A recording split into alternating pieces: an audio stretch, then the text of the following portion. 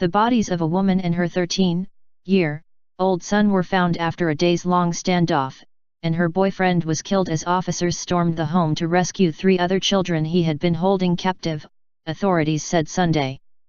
Police officers went to the South Trenton home Friday afternoon after reports that some of the children hadn't been to school in 12 days, authorities said at a Sunday news conference.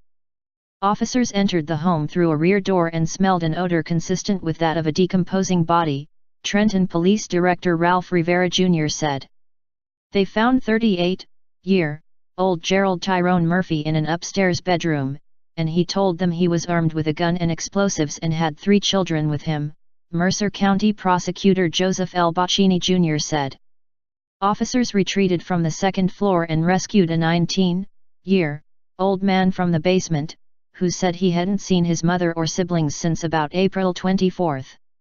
Homes on the surrounding block were evacuated as a precaution, and police tape cordoned off the street in front of the house. A SWAT team was called, and an arson bomb unit was also on the scene.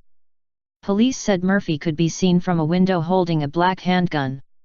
Police remained in contact with Murphy throughout the 37-hour-long standoff and passed food into the home through an upstairs window, State Police Colonel Rick Fuentes said.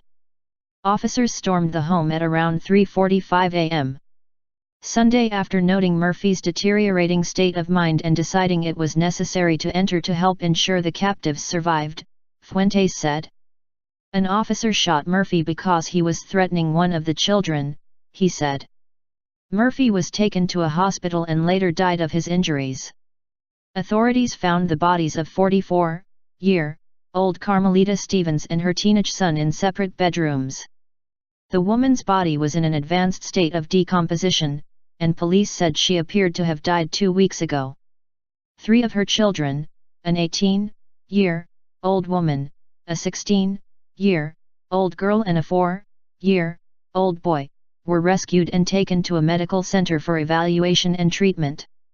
Murphy had abused and assaulted the captives, Bocchini said. Murphy and Stevens had been dating for a few months, and both lived in the house, police said. He was not the father of any of her children. Authorities wouldn't comment on a possible motive or say how the victims died, citing the ongoing investigation.